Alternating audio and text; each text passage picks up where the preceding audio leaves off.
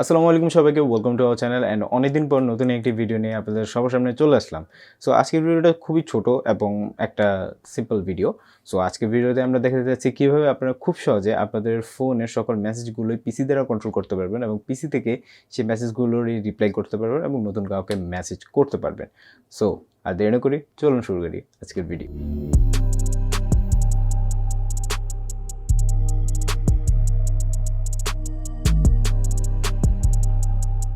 So এখন আমরা আমাদের ডেস্কটপে চলে আসলাম অ্যান্ড আমরা চলে যাব হচ্ছে ক্রোমে অ্যান্ড ক্রোমে সার্চ করব হচ্ছে মেসেজেস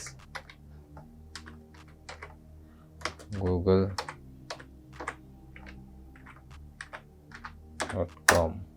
এখানে দেখতে পাচ্ছেন মেসেজেস ফর ওয়েব, আমরা এখানে ক্লিক করব।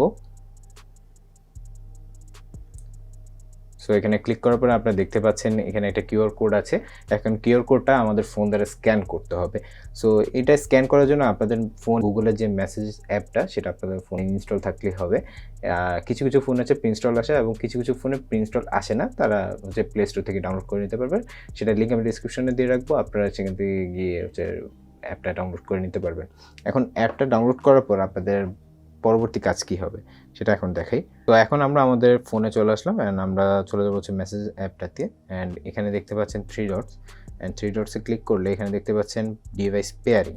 সো ডিভাইস পেয়ারিংয়ে আমরা ক্লিক করবো অ্যান্ড এখানে কিউআর কোড স্ক্যানার আছে, এটাতে আমরা ক্লিক করবো অ্যান্ড আমরা সিম্পলি স্ক্যান করে ফেলবো। সো ফোনটা স্ক্যান করা কমপ্লিট হয়ে গেলে একটু সময় নেবে, কানেক্ট হয়ে গেল ফোনটি। অ্যান্ড এখানে দেখতে পাচ্ছেন রিমেম্বার দিস কম্পিউটার, এটা আপনারা ইয়েস দিয়ে রাখতে পারেন, কারণ এটা আপনি যখন আবার ব্যাক আসবেন তখন হচ্ছে সকল এটা আবার লগ ইন অবস্থায় থাকবে, আবার নতুন করে লগ ইন করতে হবে না। যদি আপনি এটা ইয়েস না দেন তাহলে আবার নতুন করে আবার লগ ইন করতে হবে, কিউআর কোডটা স্ক্যান করে আবার নতুন করে লগ ইন করতে হবে।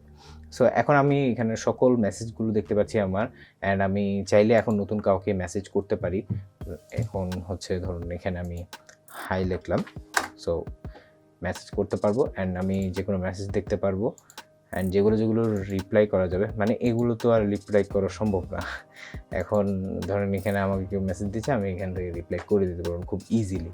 আমার ফোনটাও আমার ব্যবহার করা লাগলো না, ফোনটা দূরে থাকলো, যত দূরে থাকলো সমস্যা হবে না। আর একটা কথা হচ্ছে কীভাবে আপনি এটাকে আনপেয়ার করবেন।